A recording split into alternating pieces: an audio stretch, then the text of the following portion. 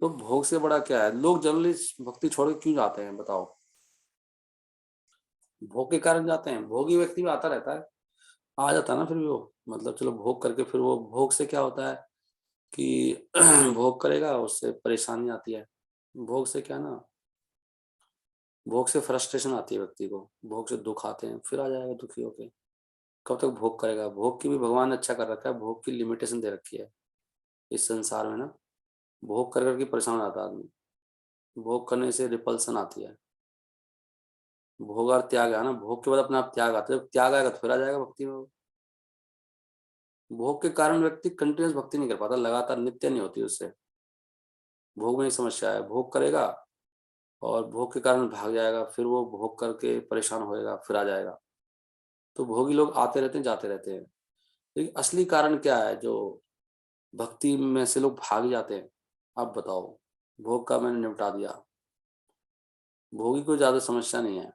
भोगी आता जाता रहता है, आएगा जाएगा, कोई प्रॉब्लम नहीं है, फिर आ जाएगा। मार पड़ती है ना भोग के कारण, दुख आते हैं, कुटाई होगी, फिर आ जाएगा प्रभु जी मर गया, फिर भाग जाएगा। जब तक भोग की प्रवृत्ति नहीं छूटेगी तो ऐसे ही करता रहता है। पर वास्तव में लोग भागते क्यों हैं बताओ? तो जो लोग ग्रुप छोड़ के भाग गए या भक्तों को छोड़ के भागे, वो क्यों भागे? वो भोगी थे क्या कुछ और कारण था? मुख्य कारण बताओ। जल्दी जल्दी बोला करो, आप सुबह से टाइम बहुत कम होता है। हरे कृष्णा कृष्णा कृष्णा हरे हरे। अच्छा म्यूट कर रखा है अभी मैंने। एक तो ना ये कितना मैं कंट्रोल करूंगा। हरे कृष्णा कृष्ण कृष्णा हरे हरे, हरे हरे हरे। बोलिए। आओ। क्यों हरे क्यों? कृष्णा प्रभु जी। हरि बोल। सुकृति प्राप्त नहीं हुई है इस वजह से। सुकृति सुकृति। हम्म। हाँ, सुकृति के कारण तो शुरू शुरू में आते हैं, मतलब आगे सुकृति तो होगी ना, आगे ना वो आ सुकृति गया का। तो फिर प्रभु जी चला भी तो गया। हाँ, नहीं वो तो सुकृति कारण नहीं जाता। सुकृति तो है उसके पास कैपेबिलिटी, तभी तो आया था वो। अब गया क्यों फिर वो? अचानक क्या हुआ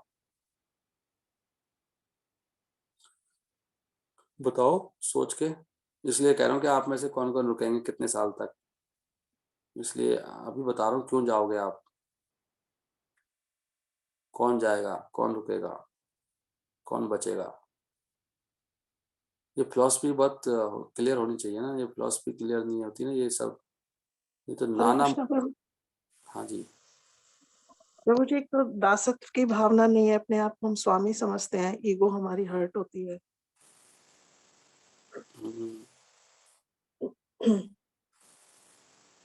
ये बात भी सही है। और गहराई में जाओ। अब इसमें ढूंढना वैष्णव पड़ेगा कि अपराध भी है प्रभु जी, वैष्णव अपराध भी करते हैं। हरे कृष्ण हाँ, प्रभु। हरे कृष्णा। हाँ जी। कभी कभी अहंकार के चलते भी ये सब हो जाता है प्रभु जी। हम्म, इसका मुख्य लक्षण है, समय कम है इसलिए इस पर बचा रहा हूँ। समय इसका मुख्य लक्षण है जैसे माता जी ने बोला कि माता जी ने क्या बोला? आपने अहंकार बोला, प्रभु जी कह रहे हैं स्वीकृति नहीं है। माता जी ने बोला अपराध करते हैं, और क्या है वो? दासत्व भाव नहीं है। स्वामी, दासत्व की भावना नहीं है। हाँ, इसका मुख्य कारण इस- पता है कहाँ शुरू होता है? ये शुरू होता है ये शुरू होता है दोष दृष्टि से। अगर, क्योंकि मैंने एनालाइज किया, प्रैक्टिकली बता रहा हूँ मैं अभी शास्त्र में भी यही, ऑफ कोर्स शास्त्र में बताया अपराध से ही जाता है व्यक्ति, अपराध करता है। भगवान भक्ति से दूर के अपराध के कारण करते हैं ना, अपराध से ही व्यक्ति जाता है। अपराध से भक्ति, भक्ति जो उखड़ती है ना, जाती है, तो अपराध से जाती है। अपराध भक्ति के पौधे को उखाड़ के फेंक देता है। और वो होता कैसे है कि जिस व्यक्ति, जैसे आपका पॉइंट थोड़ा सही है कि अपने किसने लिखा तर्क, अपना अपना तर्क ना, वही अपना मत, तो अपने मत से वो ना दोष देखता है। जैसे व्यक्ति के मन में दोष आता है ना, पहला ही दोष, और उसको कोई बात बुरी लगती है, ऐसे हर्ट होता है या कुछ ऐसे, ऐसे लोग नहीं रुक पाते भक्ति में। मुख्य कारण है दोष दृष्टि लेके जाती है वो व्यक्ति कभी ना कभी, मतलब जिसके माइंड में कुछ थोड़ा भी है ना, जो थोड़ा लगता है यार थोड़ा प्रॉब्लम है, ये ठीक नहीं है, ऐसे जो विचार चलते हैं ना मन में, ये बड़े घातक हैं। वो जो ठीक नहीं है ना, वो तो ठीक हो जाएंगे, वो तो मार्ग में है, उसके बाद ठीक भी नहीं है, कोई चीज ठीक नहीं होती, वो ठीक हो जाती है कालांतर में अपने आप ही ना, लेकिन आप खराब हो जाओगे, उसमें समस्या है। इसलिए हमें अपने अधिकार से रहना चाहिए। मुख्य कार्य पता है क्या देखना चाहिए हमें, अपने जो वरिष्ठ जनों का, जो जिनके हम संग कर रहे हैं, ये देखना चाहिए कोई गलत मैसेज तो नहीं दे रहे, बस वो ये मुख्य कार्य है कि ये गलत मैसेज तो नहीं दे रहे कहीं। क्योंकि बाकी कुछ दोष वोष भी होगा ना, वो तो ठीक हो जाएगा। किसी के दोष दृष्टि हो सकती है, बोलने में हो सकती है, या उनकी अपनी साधना में हो सकती है, ऐसे हो सकता है किसी कोई मतलब दोष दृष्टि हो सकती है। आप शिला प्रभुपाद के अंदर भी देखना चाहोगे तो कुछ ना कुछ आपको मिल जाएगा, उनके गुरु भाइयों ने ढूंढ लिया था प्रभुपाद जी के अंदर, बहुत सारे दोष देख लिए थे कि ये ऐसे हैं वैसे हैं। वो लीलामृत में, अच्छा जो प्रभुपाद की लीलामृत है उसमें पूरा प्रसंग आता है। प्रभुपाद के गुरु भाई आए थे प्रभुपाद के पास, और वो उनको कहने लगे कि आपके अंदर ये समस्या है, आपके अंदर ये समस्या, सीधा ही बोल रहे थे प्रभुपाद जी, कुछ बोले नहीं, कुछ नहीं बोला उसको ज्यादा। चेन्नई, शायद चेन्नई की बात है, चेन्नई में आए थे वो, कह रहे थे कि कह रहे इनको बोलना भी नहीं आता ढंग से प्रभुपाद जी का, मतलब जो ऑक्सेंट वगैरह है, या गाना ढंग से नहीं आता है। और कह रहे थे कि आपके शिष्य आपको प्रभुपाद क्यों कहते हैं, ये गलत बात है बिल्कुल ही। प्रभुपाद ने उनको बोला कि पता नहीं, कुछ ऐसे बोला कि नहीं कहना चाहिए इनको, ये लोग कहते हैं मैं तो मना कर, something he sad like that. मतलब प्रभुपाद ने बताया नहीं कि वास्तव में सही सही टाइटल है। तो वो कह रहे थे तो भक्ति सिद्धांत सरस्वती ठाकुर, अभी भी कहते हैं वो लोग ना। और वो कह रहे थे आप ये सब बिजनेसमैन की तरह एक्ट कर रहे हो, पैसा इकट्ठा करे जा रहे हो, तो बहुत दोष देख रहे थे वो। ये कोई तरीका प्रभुपाद ने पूरा एकदम बिजनेस स्टाइल से एकदम कर डाला ना, वो बुक डिस्ट्रीब्यूशन से ये वो बहुत ऑर्गेनाइजेशन बना डाली ना। तो उन्होंने कहा है बहुत बड़ा बिजनेसमैन है, और उन्होंने दोष देख लिया। तो बच प्रभुपाद की जो मर्सी, इतना बड़ा वैष्णव आया, महाप्रभु का सेनापति, वो देख ही नहीं पाया, पूरा वंचित ही हो गया ना गौड़िया मठ पूरा ही, मतलब गौड़िया मठ के ही है प्रभुपाद जी। कुछ लोगों ने फायदा उठाया होगा, महाप्रभु के सेनापति हैं, सबको दिखाई दे रहे हैं भाई इतना बड़ा काम कर दिया प्रभुपाद जी ने। लेकिन ये दोष दृष्टि है ना, इसी के कारण वंचित हो जाता है। क्योंकि मैंने कई हमारे ग्रुप में भी कई लोग हैं, कई उनको उनके मन में कुछ बात उठी थी। किसी ने बोला कि एक बार कोई डिवोटी कह रहे थे कि ये प्रभु जी मतलब पढ़ के क्यों सुनाते हैं, पहले कुछ ऐसे बता दें हमें, मतलब हमारे सामने ना पढ़ें। ऐसे विचार आया था, नए नए डिवोटी था, अच्छी माला कर रहे थे, 16 माला कर रहे थे। उसके बाद अचानक गायब हो गए। फिर उनसे पूछा हमने 1 साल के बाद, अभी शायद 1-2 माला करते हैं, वो कुछ नहीं कर पा रहे, बिल्कुल ही खत्म। तो देखो नए नए वक्त में विचार आया कुछ, फिर कुछ और भी आया, मुझे बताया भी नहीं होगा। एक और डिवोटी थे, वो भी कुछ उन्होंने पता नहीं मुझे बताया, खुद नहीं बताया, उनकी बातें बता रहा हूँ मैं आपको। अब वो एक ही माला नहीं करते कोई भी, जस्ट जीरो। उनके मन में आया था कि प्रभु जी आपने एक दिन ऐसे स्त्रियों के खिलाफ ऐसे बोल दिया, तो मुझे बड़ा हर्ट हुआ। तो हर्ट ही हो गए, फिर वो खत्म हो गए। तो ये हर्ट होना ना, हर्ट होना और दोष दृष्टि करना, आप हमें देखना चाहिए कि भाई हमें क्या पड़ी है किसी से बोलने की। हम तो जो शास्त्रों में ऊपर से आ रहा है, या तो आप, अब ये बात भी सही है, अहंकार के कारण हम लोग समझाते हैं तो समझते भी नहीं है। ये सोचना चाहिए कि ये जो बोल रहे हैं ये कोई घर से थोड़ी लेके आ रहे हैं। मैं तो खुद ही जिज्ञासु व्यक्ति हूँ, मैं तो जो उसमें ढूंढता रहता हूँ, जो मिलता है वो बता देता हूँ, मुझे भी अच्छा लगता है। जैसे कि वहाँ पे मनु संहिता में लिखा है, ना स्त्री स्वतंत्रयाम, स्त्रियों को स्वतंत्रता नहीं देनी चाहिए। अब मैं इसको कैसे बदलूं बताओ आपकी खुशी के लिए, कोई किसी को बुरा लगता है तो भाई आपकी प्रॉब्लम है। मैं मनु मतलब महाजन है मनु, भगवान के अवतार हैं, उन्होंने ग्रंथ लिखा है सोसाइटी के लिए। उस वही वही ग्रंथों के हिसाब से समाज चलता है। सारे मनुष्यों को कैसे जीना है वो सब मनु संहिता से आता है। वो मनु संहिता लिखी इसलिए, उसमें हर बात लिखी है, स्त्रियों को कैसे रहना है, सारी शिक्षाएं मनु संहिता से आती हैं। वही शिक्षाएं का सार वो श्रीमद् भागवतम में दिया गया है। और प्रभुपाद जैसे आचार्य हैं, फिर उन्हीं को परंपरा के रूप से आती रहती हैं, परंपरा में डाल देते हैं ना, परंपरा में ऐसे ही चलता है जीवन। अब उसको हम कैसे बदलें बताओ। नहीं, कई लोग गए हाँ, इस वजह से कि ये बहुत स्त्रियों के खिलाफ बोलते हैं। और कौन, हाँ, इवन वैसे ही बता रहा हूँ, अंकुर प्रभु को भी ये प्रॉब्लम हुई। अंकुर प्रभु देखो कितना अच्छी तरह से आ रहे थे, और मुझे पीछे उनका मैसेज आया था, प्रभु जी आपकी कृपा की बहुत जरूरत है, ये और वो समथिंग। क्योंकि भक्ति से ना हमने देखा, चलो कहीं अच्छी जगह चले जाते हैं तो अच्छा है, लेकिन क्योंकि हम सत्य मैसेज दे रहे हैं तो लोगों का कल्याण होता नहीं है प्राय। क्योंकि कई बार जाना पड़ता है कि गलत मैसेज दे रहे हैं, उल्टा उल्टा पढ़ा रहे हैं, तो अच्छी जगह चले जाओ।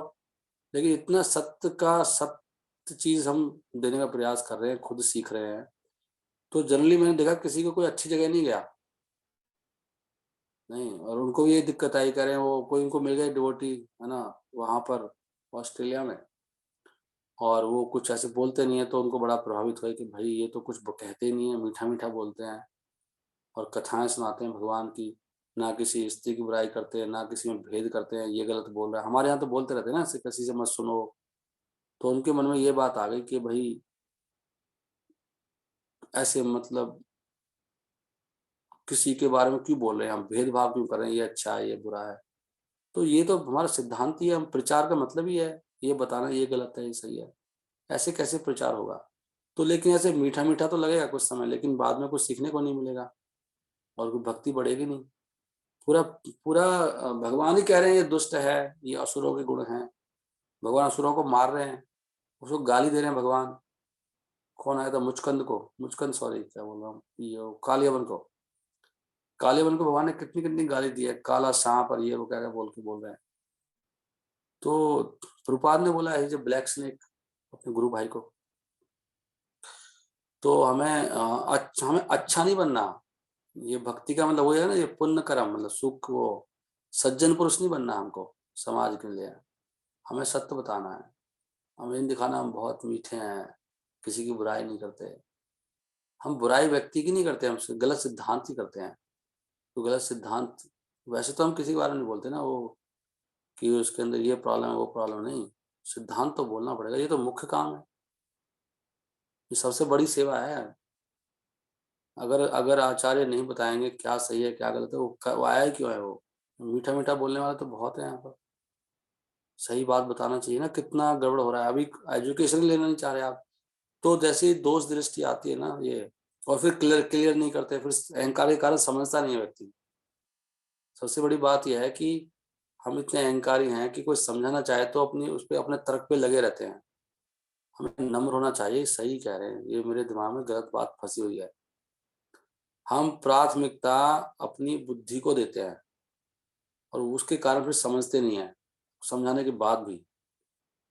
जो असली स्टूडेंट होता है इसलिए दो कारण है इसके, दोष दृष्टि और दूसरा सिंसियर नहीं होना।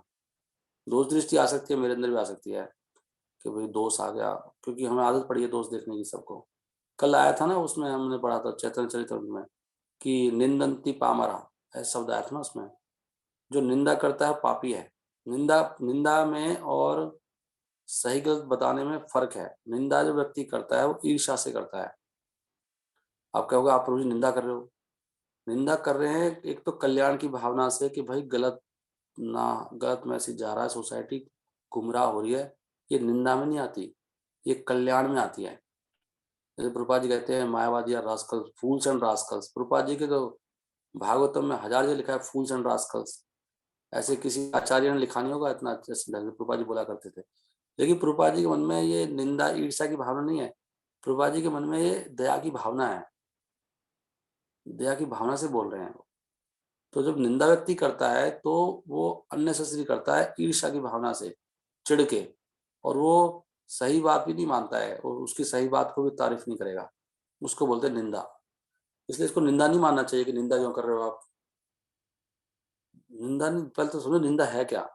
उल्टा उन्होंने कहा है भक्ति सिद्धांत सरस्वती ठाकुर ने कि बेस्ट प्रचार करने का तरीका है इस तरह की चीजों को सीधा बोलना, इससे सही प्रचार होता है। ऐसा कुछ स्टेटमेंट है, मुझे एग्जैक्टली याद नहीं आ रहा, पर उनका बड़ा आर्टिकल है इस पर कि वास्तव में दीनता क्या है। दीनता के ऊपर वो कहते हैं कि दीनता का मतलब है कि भगवान की बात को आगे रखना, चाहे आप बहुत जोर से लड़ रहे हैं क्रांतिकारी के रूप में, वो असली दीनता है। दीनता का मतलब है भाई मेरी बात, मैं छोटा व्यक्ति हूँ, मेरी बात नहीं चलेगी, आपकी बात चलेगी। दीनता है ना, मैं छोटा हूँ, भगवान बड़े हैं, तो भगवान की बात को रखना, आगे सबके सामने, वो दीनता है, निंदा नहीं है। इतना जैसे भक्ति सिद्धांत सरस्वती ठाकुर, श्रील भक्ति सिद्धांत सरस्वती ठाकुर को कितनी बार मर्डर करने का प्लान किया गया पता है? सीधा अटैक भी हुआ उनके ऊपर, क्योंकि उन्होंने सत्य बोला आके। उन्होंने बोला ये दीज आर ऑल रास्कल्स, ये सारे जो जात ब्राह्मण है, कास्ट गोसाई जो मंदिरों में बैठे हैं, कास्ट गोसाई नहीं, अभी अभी वृंदावन के मंदिरों में जाओगे आप पूरे ब्रिज में, तो सब मंदिरों में ठेकेदार बैठे हुए हैं, वो उनकी परिवार चला रहा है, उनका परिवार वंश चलाता है ना, वो जात गोसाई बोलते हैं उनको, और सब अपने वो गोस्वामी कहते हैं, वो गोस्वामी। तो उन्होंने आगे बोला ये सब नालायक हैं, ये कोई ब्राह्मण थोड़ी है। तो सारा ब्राह्मण वर्ग उनके अगेंस्ट था, उन पर अटैक हुए। तो उनको करने के लिए उन्होंने अंग्रेजों का सहारा लिया, भक्ति सिद्धांत सरस्वती ठाकुर ने, क्योंकि इतना मुश्किल हो गया था ना, पूरा कम्युनिटी अगेंस्ट, पूरा प्रॉपर उनको मतलब प्लैंड मर्डर का हो गया था, मार दो इसको भाई, ये बंदा पूरा खराब कर देगा सब कुछ। ये इतना बड़ा ये वर्ग है, वैष्णवों का समाज है, ये कुछ और ही बोल रहा है, क्योंकि ये इतनी बड़ी कुरीति है समाज में कि जन्म से ब्राह्मण मानना। अभी भी देखो हमारे सबके गोत्र हैं, हम जितने भी लोग बैठे हैं यहाँ पर भी, सब जन्म से तो गोत्र चल रहा है हम सबका, चाहे कोई भी गोत्र का व्यक्ति है। तो ऐसे ही वो सारे गोस्वामी, तो पूरे समाज ही अगेंस्ट हो गया उनका, पूरा समाज ही, भक्ति सिद्धांत सरस्वती ठाकुर के अगेंस्ट पूरा समाज खड़ा हो गया था। और इसी बात के ऊपर भक्तिनोद ठाकुर, पूरा इसके ऊपर बहुत बड़ा विवाद हुआ। भक्तिनोद ठाकुर को इनवाइट किया गया ब्राह्मण और उसके वहां के लिए, तो वहां पर भक्तिनोद ठाकुर के गुरु ही सामने थे, और गुरु ही उनको, जो भक्तिनोद ठाकुर गुरु हैं, वो खुद ये कह रहे हैं कि जात से ब्राह्मण होता है, मतलब जन्म से। तो भक्तिनोद ठाकुर ने शिष्टाचार पालन करने के लिए वहां गए नहीं स्वयं, तो भक्ति सिद्धांत सरस्वती ठाकुर को वहां भेजा कि आप चले जाओ, क्या गुरु सामने, सबके सामने गुरु की कैसे खंडन करूं, गुरु की बेइज्जती करना है, वो भी एक शिष्टाचार है। अकेले में गुरु को बोल सकते हो, सबके सामने नहीं बोल सकते कुछ भी, ये भी एक आचार है। तो फिर वहां पर बहुत बड़ा विवाद हुआ, वो पूरी ग्रंथि है उसके ऊपर, ओ वैष्णव और ब्राह्मण, कि वैष्णव और ब्राह्मण में क्या फर्क है, और ब्राह्मण होता कौन है। और उसके बाद भी, हालांकि उस समय तो बताते हैं कि उन्होंने डिफीट कर दिया था, वहां पे बड़े बड़े लोग थे, तो इतना मुश्किलों का सामना हुआ नहीं। और श्रील प्रभुपाद ने कितना मुश्किलों का सामना किया नहीं। तो मैं क्या कह रहा था कि दोष दृष्टि और दूसरा सरलता। सरलता होती है कि अपनी हार मान लेना कि भाई ठीक कह रहे हैं बात, तो ऐसे व्यक्ति फिर वो भक्ति से भाग जाते हैं नहीं। और भगवान उसको ऐसी बुद्धि देते हैं, उनको समझ में नहीं आता कि ये इतना दिव्य चीजें कहाँ मिल रही हैं बताओ। जैसे कि मैं परसों उनसे बात कर रहा था इस ग्रेस केशवर प्रभु जी से, तो मैं इतना महसूस कर रहा था कि उनको कितना क्लैरिटी है, इतना क्लैरिटी मैंने आज तक किसी को नहीं देखा। मेरा अपना जीवन जितना भी है, मैं इतने लोगों से मिला हूँ, कई गुरुओं से मिला हूँ, कई बार मीटिंग्स में हुई हैं, मैंने आज तक इतना क्लैरिटी वाला कोई पुरुष देखा ही नहीं है ब्रह्मांड में, इस धरती पे मैंने नहीं देखा आज तक। महाराज को भी, ऑफकोर्स महाराज तो वही है, भक्ति पास महाराज, महाराज की क्लैरिटी तो और भी ज्यादा है, ऐसे कहना चाहिए। महाराज तो बहुत ही सटीक वो रहते हैं। तो ये क्या होता है, तो हम लोगों को इतना ऊंचा संघ मिल रहा है, लेकिन उस संघ को भी लोग छोड़ गए, तो अभागे रह गए ना। और हमने प्रैक्टिकली देखा कि किसी की भी माला भी नहीं होती उनमें से, सब लोग लुढ़क गए, क्योंकि एक तरह का अपराध है ना ये। क्योंकि आप भागे हो अपने ईगो के कारण, अपनी ईर्ष्या के कारण नहीं, अपनी अहंकार के कारण, दोष दृष्टि के कारण। कई बार जाना पड़ता है, कोई गलत संगी दे रहा है, भाई गलत मैसेज ही पढ़ा रहा है, तो जाना ही चाहिए। शास्त्र में लिखा है कि अगर आपने गलत गुरु धारण कर लिया है, गलत गुरु, तो उसको त्यागना चाहिए, उसका अपराध, क्योंकि अपराध है गलत गुरु धारण करना, जो गलत मैसेज दे रहा है, गलत पढ़ा रहा है, परंपरा में नहीं है, उससे भी व्यक्ति नरक में जाता है गलत गुरु बनाने से। उसका उपाय दिया है, उसको त्यागो, पूरा डिक्लेयर करो मैं आपको त्याग रहा हूँ। और फिर जैसे गलती मानते हैं, मेरी गलती हो गई है मुझसे, आप भी सही गुरु नहीं है, मैं आपको त्यागता हूँ अच्छी तरह से। एक इसी कारण से त्याग सकते हो आप, नहीं तो अपराध लगता है। आप प्रूव करो कि आप गलत हो, इसलिए त्याग रहा हूँ मैं आपको, और मैं अभी नया गुरु धारण करूंगा, तब जाके मेरा ये पाप कटता है। क्योंकि आप एक गलत गलत मैसेज दे रहे हो समाज को कि ये गुरु सही है, मैं इनका शिष्य हूँ, तो और भी आपको देख के उनके चेले बनेंगे। तो वो त्यागना ही बोला है शास्त्रों में कि आपको डिक्लेयर करना चाहिए, मैं इनका दास हूँ, दास, मैं इनके लिए जीता हूँ, मेरा डिक्लेयर है, खुलेआम सरेआम ऐसा होना चाहिए हमें। ये दो पाँव पे नाव फंसा के नहीं रखना चाहिए। सो या तो आप ऐसे जाइए, अगर ऐसे नहीं है तो क्यों जा रहे हो, तो वो अपराध लगता है, पता है आपको, अपराध है ये। सही व्यक्ति को त्यागने का भी अपराध होता है, और उसका हम देखते ही उसका फल देखे हैं, सबने देखा है। आप भक्ति में आगे नहीं बढ़ पाओगे एक इंच भी। सो इसलिए ध्यान रखें, दोष दृष्टि आए, सबके अंदर दोष दृष्टि है, सब लोगों के अंदर, लेकिन हमारे साथ में अगर हमारे पास सरलता है तो हम उसको दूर कर सकते हैं। इसलिए अहंकार नहीं होना चाहिए। पहला अंडरस्टैंडिंग है मैं मूर्ख हूँ।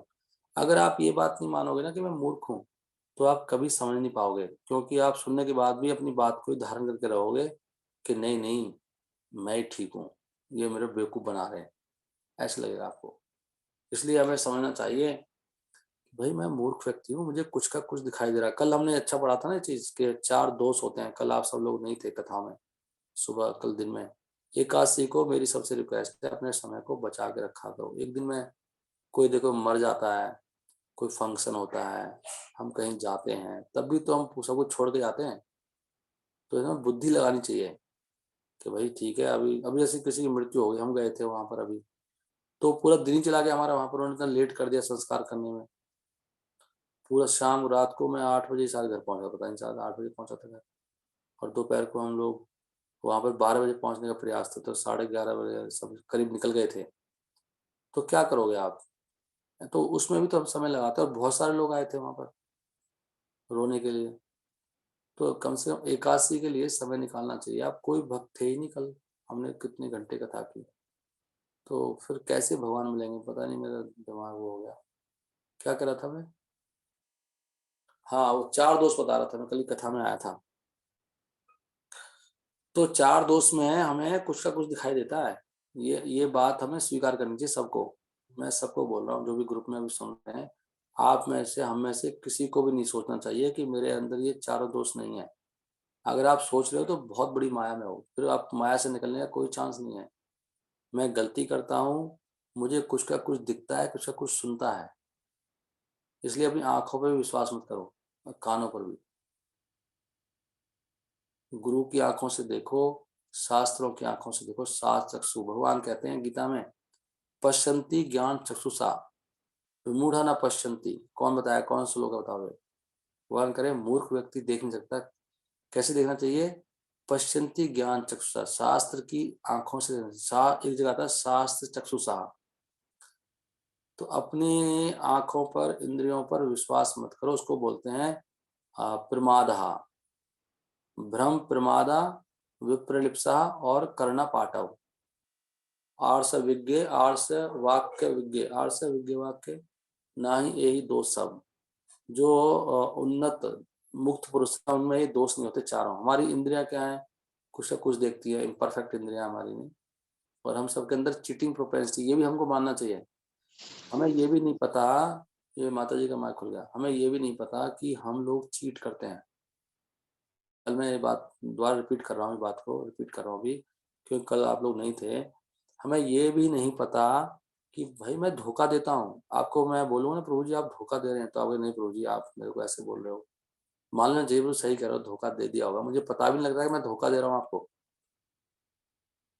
समझ रहे हो आप, ये श्लोक माता जी ने ढूंढा, विमूढ़ा न पश्यन्ति नानुपश्यन्ति पश्यन्ति ज्ञान चक्षुषा। हम मूर्ख लोग हैं, हमें थोड़ी दिखाई देता है, और ना ही हमें शास्त्र का ज्ञान है। ये इम्पोर्टेंट बात है। हरे कृष्णा कृष्ण कृष्ण हरे हरे, हरे राम राम राम हरे हरे।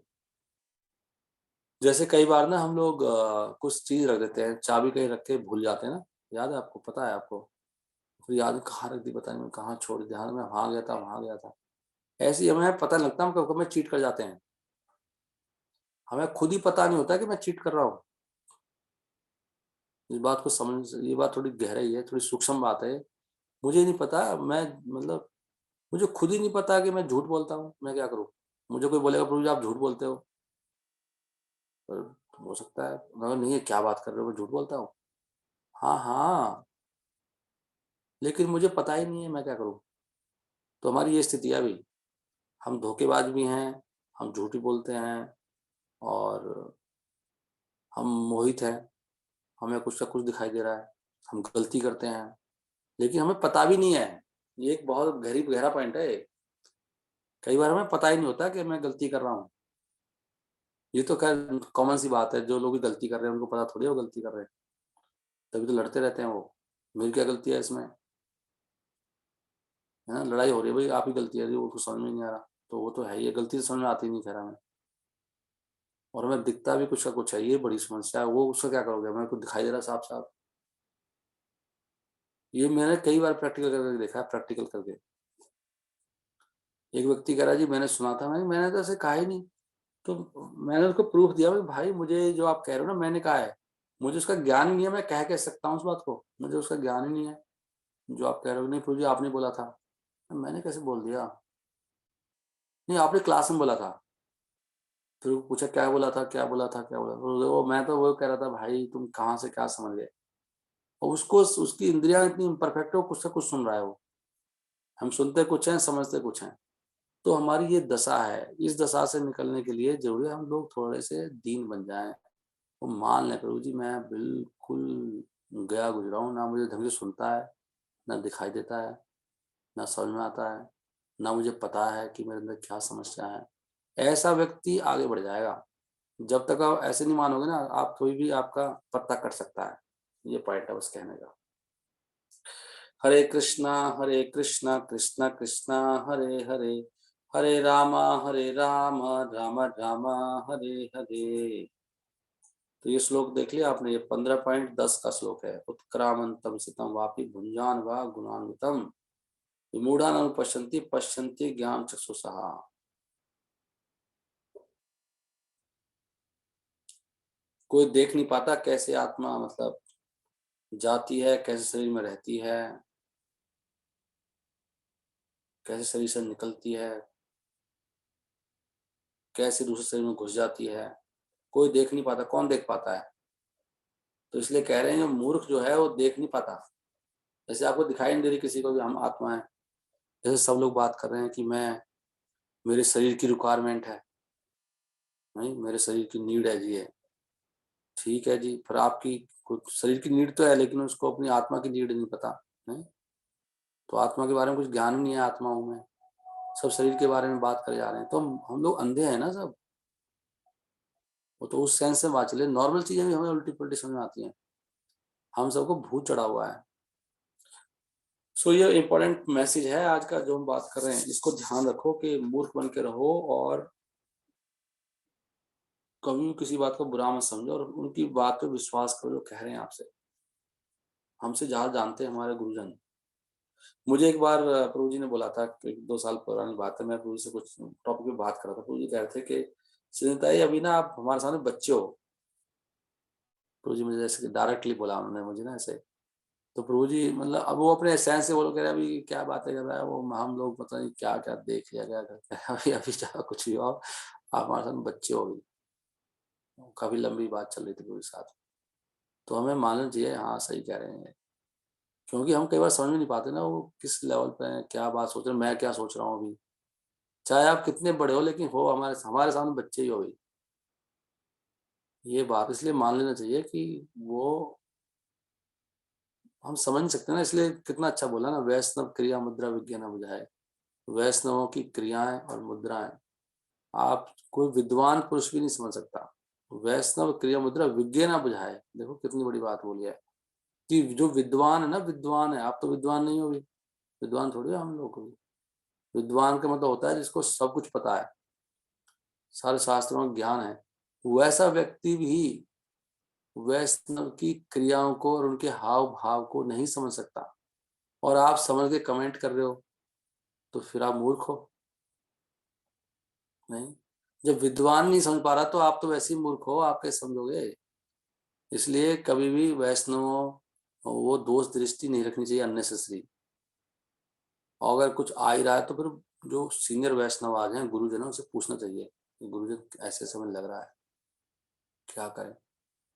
हमेशा सीनियर वैष्णवों से कंसल्ट करना चाहिए, वो सही मार्ग दिखा सकते हैं, क्योंकि वैष्णव को एक वैष्णव ही समझ सकता है जो बहुत ऊंचे लेवल का है। शुद्ध वैष्णव को कोई समझ नहीं सकता, हम भी नहीं समझ सकते। तो इसलिए सबसे बेस्ट उपाय है अपना आंख बंद करके चलते रहो, गुरु साधु शास्त्र मैसेज के हिसाब से। 5-10 साल तो सोचना नहीं चाहिए कुछ भी, जहां से भक्ति मिले आप चलते रहो चलते रहो चलते रहो। अगर आप मैसेज में प्रॉब्लम है, अगर आपको डाउट रहा है मैसेज में, गीता में कुछ लिखा है, भागवत में कुछ लिखा है, ये कुछ और बोल, फिर तो सोचने वाला, फिर तो क्या कर सकते हैं, वो एक सेंस में, फिर तो त्यागना पड़ेगा। लेकिन त्याग का आधार होना चाहिए गुरु साधु शास्त्र। ये नहीं मुझे बुरा लगा, ये क्या बोल दिया, तो सब बहुत ही भौतिक चीजें हैं। हर्ट होना, बुरा लगना, किसी ने कुछ बोल दिया, किसी ने कुछ कह दिया ग्रुप में, ये तो बच्चों के वो है ना, ये सब होता ही रहेगा। सबको प्रॉब्लम्स हैं, कोई किसी को कुछ बोलेगा, कुछ कहेगा, उनसे कभी नहीं चिढ़ना चाहिए और सोचना चाहिए सबके, उनके अंदर प्रॉब्लम है तो मेरे अंदर भी प्रॉब्लम है। ये एक बहुत बड़ी बात है। हमें दूसरे की प्रॉब्लम नजर आ रही है, इसके अंदर प्रॉब्लम है, मुझे ऐसे क्यों बोल रहा है, ऐसे क्यों कह रहा है, ऐसे क्यों कर रहा है, ऐसे क्यों कर रही है, तो भाई मान लिया उसके अंदर प्रॉब्लम है, आपके अंदर भी तो है प्रॉब्लम। तो जैसे आप अपने आप को क्षमा करके बैठे हो, अपना तो वो ढोल नहीं पीट रहे कि आपके अंदर क्या समस्या है, तो दूसरे का मत पीटो ढोल, समस्या सबके अंदर ही है। नहीं, ऐसे ऐसे भी प्रेम से रहना चाहिए, दूसरों के अवगुणों को मत देखो। अन्य से मतलब शरीर में, चरित्र में, किसी की पर्सनैलिटी में कमी है, किसी में कोई दोष है, उसके किसी चाल में, बोलने में, सुनने में, करने में, कहने में, वो नहीं देखना चाहिए। हाँ, ये देखो कोई गलत मैसेज तो नहीं दे रहा है, कोई गलत चीज सिखा तो नहीं रहा है, कोई गलत चीज शुरू तो नहीं कर दिया उसने, वो चीज समझ में आती है। बाकी तो सब ये दोष चलते रहेंगे। लास्ट हम सब कितने शुद्ध हो जाए हैं तो सब जीव ही ना, भगवान थोड़ी है। दोष तो कोई ना कोई रहेगा ही, हर एक के अंदर कोई ना कोई दोष है। प्रभु जी, what is the solution of this दोष? दोष कौन सा? ये दोष दृष्टि। अच्छा, दोष दृष्टि का सोल्यूशन क्या है? सोल्यूशन यही है कि वो दोष दृष्टि है ना, वो अपने में देखना शुरू करो उसको, और मधुमक्खी के समान आदत डालो। दोष दृष्टि जब भी आए ना, तो अपने में देखो तो मेरे अंदर तो है ये प्रॉब्लम, तो दीनता बन के क्षमा का गुण रहना चाहिए, कोई बात नहीं, होता है। और ये भी देखना चाहिए कि भगवान, सोचना चाहिए कि मुझे दिखा रहे हैं कि वे आपके अंदर प्रॉब्लम है, अपने अंदर मानना चाहिए और कंसल्ट कर लेना चाहिए सीनियर वैष्णव से, सबसे बढ़िया है। और कंसल्ट करने के बाद मान लेना चाहिए, सबसे बड़ी बात यह है। अगर कोई चीज़ आपके माइंड में चल रही है, चैंटिंग को खराब कर रही है, कुछ करने नहीं दे रही है, वो बार बार थॉट आ जा रहा, तो डिस्कस कर लेना चाहिए सीनियर वैष्णव से। और फिर वो आपको डांटे भी, कुछ कहें तो उसको स्वीकार कर लेना चाहिए। इसका यही सोल्यूशन है। हर्ट नहीं होना चाहिए, मुझे डांट दिया उल्टा। कई बार हमें लगता है हमने बताया प्रभु जी को, और प्रभु जी ने मेरे को मतलब उल्टा मुझे डांट दिया, तो उनके बारे में सुनते ही नहीं है। और कई बार ऐसा लगता है ना, मैं प्रभु जी को बताएंगे तो प्रभु जी तो ऐसे खुद ही सोच लेते हैं हम कि मैं अगर कृष्ण प्रभु जी को बोलूंगा कि असिद्धि के बारे में कोई बात, तो प्रभु जी कहते तो मुझ पे ना चढ़ जाए उल्टा। तो ऐसे सोचना बहुत गलत है।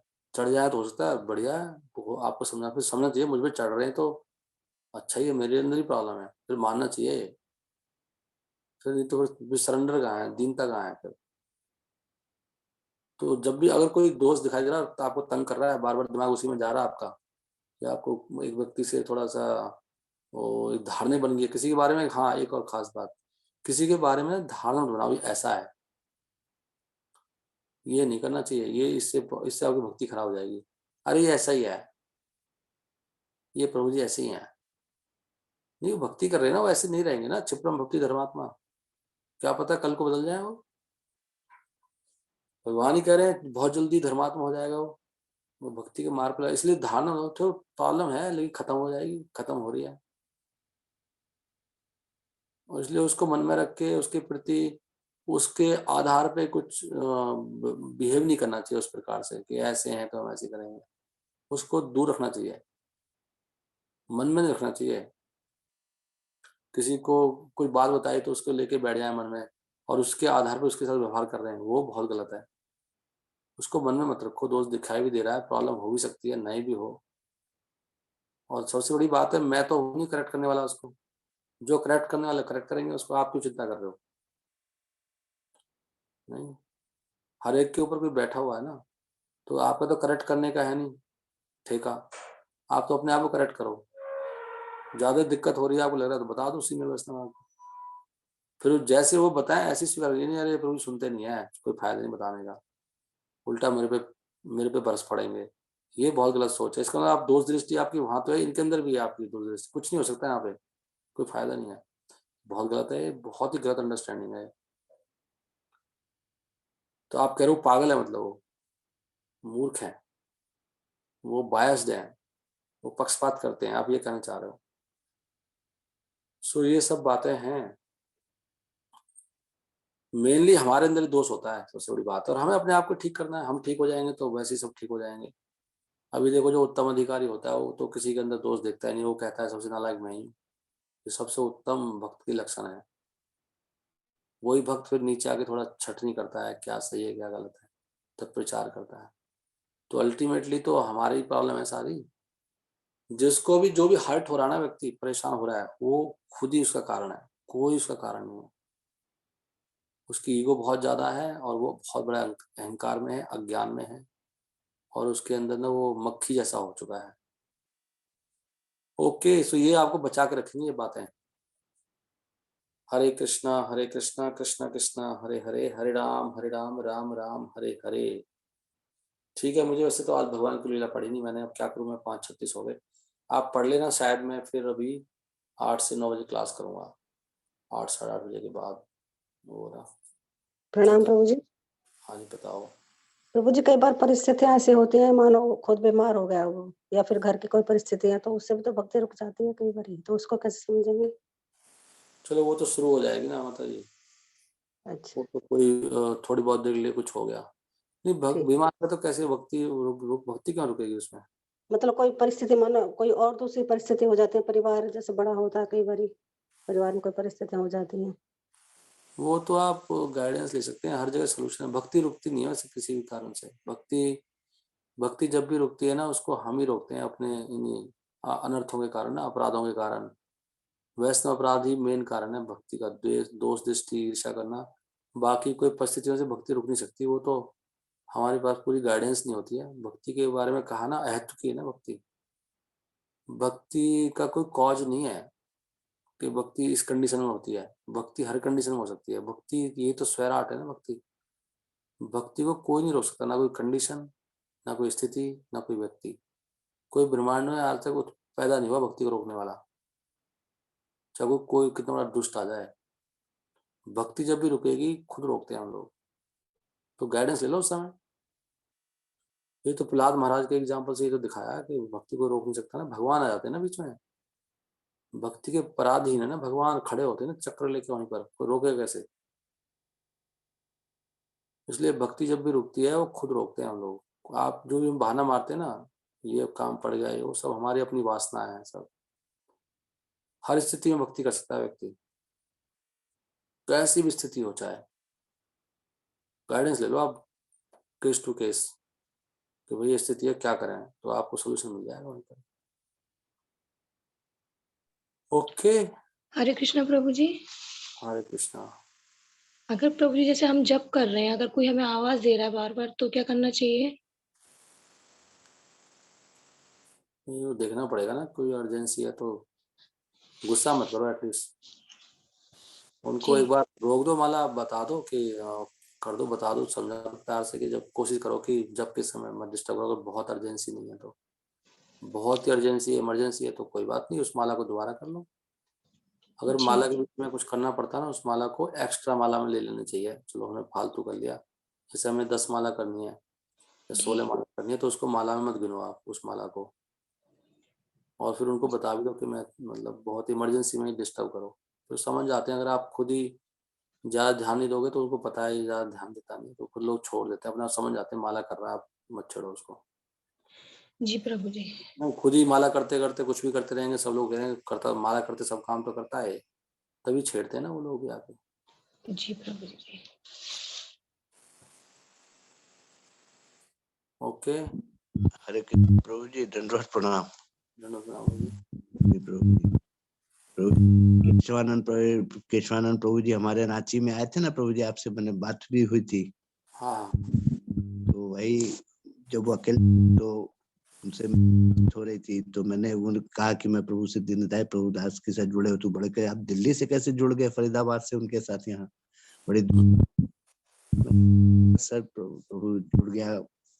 मैंने कहा भी कि एक साल जुड़ने के बाद मैंने उनसे स्पष्ट कहा कि पता नहीं प्रभु जी मेरे मन में हुआ क्या, मैं फिर एक लगभग साल भर उनसे उस ग्रुप ही हो गया।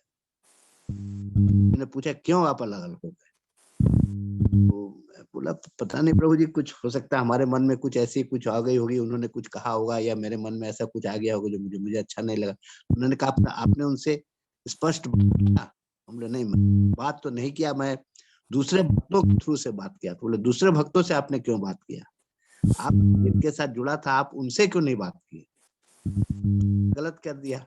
उन्होंने कहा आप सिर्फ माला ही तब घुमा रहे हैं और कुछ भी नहीं कर रहे हैं, कि आपके पास कोई शिक्षा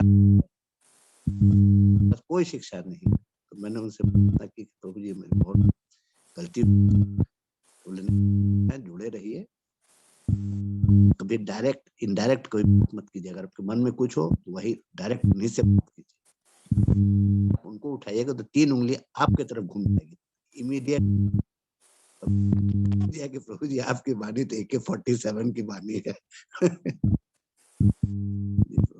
आपकी आवाज ना थोड़ी माइक से नहीं आ रही, सुनाई तो पड़ रहा धीरे धीरे। कोई भी चीज बात कीजिए शास्त्र से बात कीजिए, क्योंकि आप में दोष खुद ही भरा हुआ है, आप क्लियर आपको मालूम ही नहीं है कि आप क्या।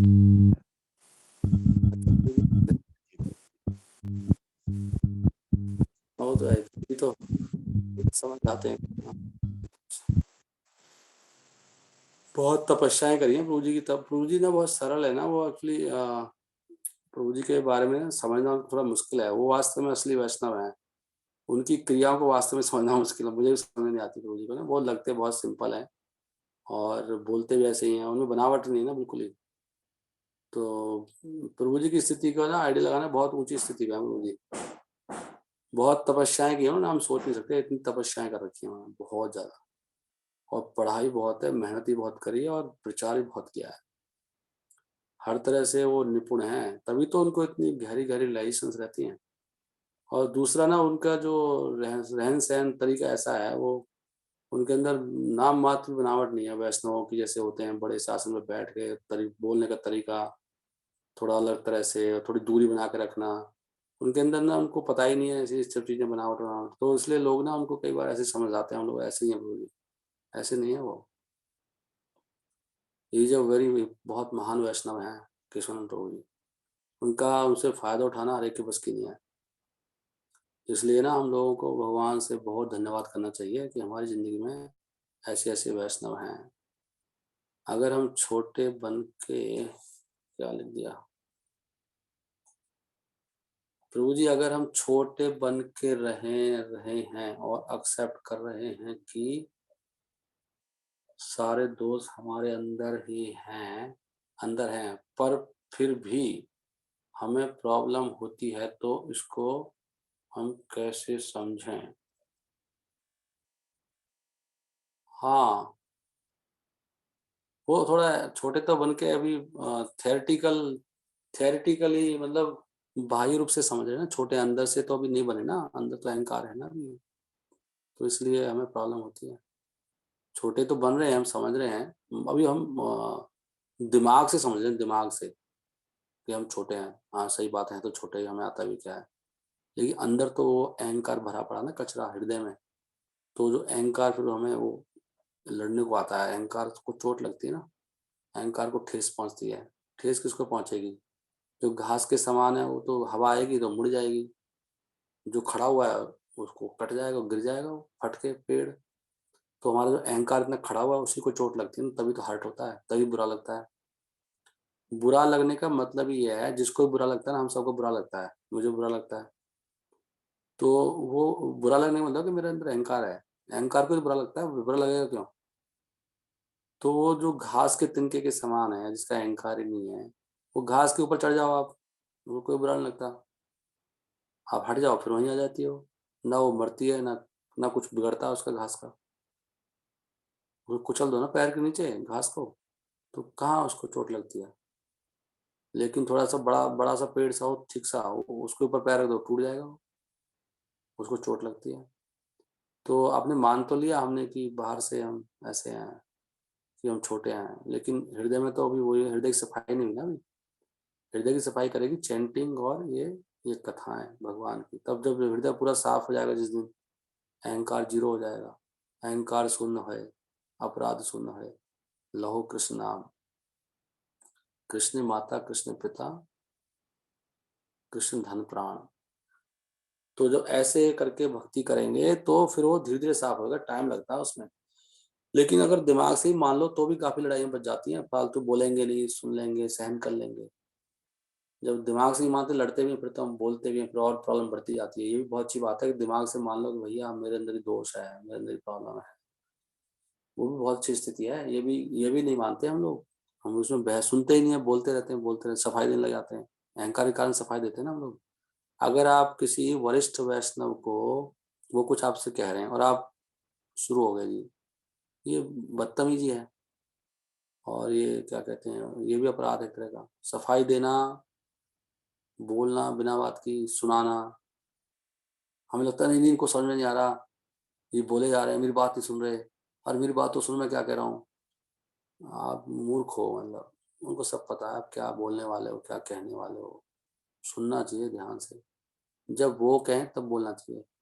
सफाई देना भी एक अहंकार का सिम्पटम है, इसलिए शास्त्र में जस्टिफिकेशन नहीं करना चाहिए। अगर आपको कुछ कह रहे हैं कि नहीं नहीं आपकी प्रॉब्लम नहीं, प्रभु जी ऐसी बात नहीं है, आप बोले आपने क्या कर दिया है, क्यों क्यों कर रहे हो ऐसे। नहीं नहीं प्रभु जी पता क्या हुआ, ऐसे पता ये बात थी, वो बात थी, ये बात थी, ये बात थी, इसलिए मैंने ऐसे किया। तो ये जो सफाई देने वाला अहंकार है। मतलब वो आपको कुछ कह रहे हैं, उनको समझ में नहीं आ रहा, आप समझाओगे उनको, उनको सब पता रहता है। इसलिए सफाई देना चाहिए, सुन लेना चाहिए, सोचना चाहिए ये मुझे कह रहे हैं, मैं कैसे सुधार करूँ। तो अगर बुद्धि से समझ में आ जाए कि मैं मूर्ख हूँ, ये बहुत अच्छी बात है, सफाई मत दो, सोचो बैठ के, शुद्धिकरण हो रहा है। लेकिन पूर्ण शुद्धिकरण तब होगा जब पूरा हृदय साफ हो जाएगा ना, फिर बुरा नहीं लगेगा कुछ भी। जिस दिन बुरा लगना बंद हो जाए ना, वैष्णवों की बात, उस दिन समझ लेना कि आप काफी आगे पहुंच गए। आपको डांट दे अच्छी तरह से और सबके सामने डांट दे आपको, बोले मूर्ख हो आप, फिर भी आपको लगे नहीं ठीक कह रहे हैं महाराज, ठीक कह रहे हैं प्रभु जी, तो समझो हृदय काफी अच्छा हो गया है। जब तक वो लगता है ना अच्छा अच्छा बोल रहे हैं मुझे सबके सामने, बहुत बढ़िया बढ़िया मेरा अच्छा हो गया, तो अहंकार है अभी तो। और ये सोचना चाहिए मेरे क्यों बोल रहे हैं, मैं इतना नीच हूँ, चलो मुझे थोड़ा सा आगे बढ़ाने के लिए बोल रहे हैं, मैं तो नीच हूँ, ऐसे सोचना चाहिए हमेशा। ये तो भगवान नहीं मिलेंगे फिर, अब सबके सामने अच्छे बन जाओ, सब मर जाएंगे, क्या हो जाएगा उससे अच्छा बनने से। बुराई करने वाले मर जाएंगे, अच्छाई करने वाले भी कुछ नहीं मिलने वाला। अल्टीमेट पॉइंट है कि भैया अंदर क्या चल रहा है, अंदर तो वही भरा पड़ा है, काम क्रोध लोभ मोह मद ईर्ष्या, ईर्ष्या सब तो भरा पड़ा अंदर। कामी है नहीं, भोग करने का मन करता है, क्रोधी है, ईर्ष्यालु है। परेशान जो हो रहा है वो अहंकार को परेशानी हो रही है, सारी अहंकार ही हम सब लोग। और अहंकार में शरीर हूँ, शरीर की नीड्स मुझे चाहिए, शरीर के लिए जी रहे हैं, ये अहंकार तो है। शरीर, अहंकार क्या होता है, अहंकार मतलब मैं शरीर हूँ, ये सब लोग मेरे हैं, इनके लिए मैं जी रहा हूँ, ये अहंकार है। और इनको कुछ छेड़ कर दिखाए, मेरा मान है, मेरे मान के लिए ऐसे बोल रहा है, सबके सामने आपने मेरी बेइज्जती कर दी, मुझे कहीं का नहीं छोड़ा आपने, क्या है, यही तो अहंकार है और क्या है। मतलब मेरी एक पहचान है समाज में, मैं ये मेरा ये नाम है, मैं ऐसे रहता हूँ, और मेरा नाम से मेरा नाम, मेरे नाम से मेरा मान जुड़ा है, और उसको आपने मिटा दिया, तो यही तो अहंकार है और क्या है, तभी तो बुरा लगता है। तो अहंकार का मतलब है कि मैं शरीर हूँ, सब लोग तो ये मान रहे हैं मैं शरीर हूँ। शरीर को सजाते रहते हैं हम लोग, शरीर को दिखाते रहते हैं। कौन सोच रहा है कि मैं आत्मा हूँ।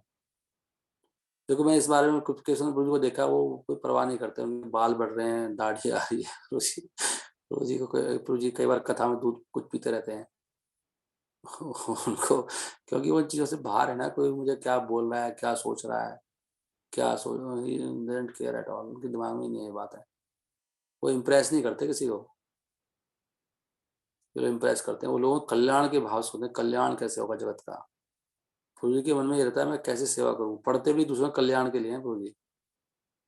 कि दूसरों के कल्याण के लिए पढ़ रहा हूँ मैं, तभी उनको रियलाइजेशन देते हैं भगवान इतनी अच्छी, क्योंकि वो दूसरों के कल्याण के लिए पढ़ रहे हैं, अपने लिए नहीं पढ़ रहे हो। मैं तो खुद ही बोलता हूँ अपने लिए पढ़ रहा हूँ नहीं, उनके मन में ये चलता है कि वो हम तो अपने लिए पढ़ते हैं, भैया अच्छा हो गया, आज बढ़िया पढ़ लिया, आनंद आ गया, हा हा हा। वो तो सब कुछ दूसरों के लिए कर रहे हैं ना, ये होता है वैष्णव। ओके, हरि बोल 5:50। I am so sorry. Thank you very much. Prabhupada की जय।